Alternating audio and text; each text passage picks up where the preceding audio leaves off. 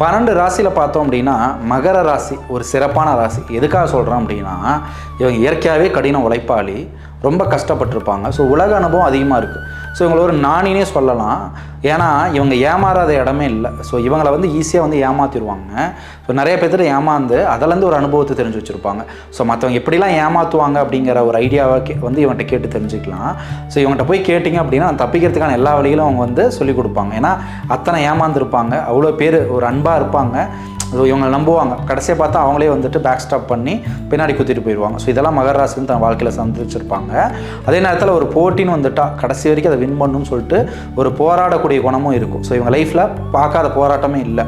அப்படி இருக்கும்போது ஒரு போட்டி, ஒரு காம்படிஷன்ஸு, ஏதாவது ஒரு வின் பண்ணி காட்டணும், ஏதாவது ஒன்று அச்சீவ் பண்ணி காட்டணும் அப்படின்னா அது ஒரு கடைசி வரைக்கும் இருந்து முயற்சி பண்ணி அதை வின் பண்ணுறதுக்காக என்னெல்லாம் செய்யணுமோ லாஸ்ட் வரைக்கும் இறங்கி செய்கிறது யாருன்னா மகர ராசி தான். இதனால தான் நம்ம 12 ராசியில் மகர ராசி ஒரு சிறப்பான ராசின்னு சொன்னோம்.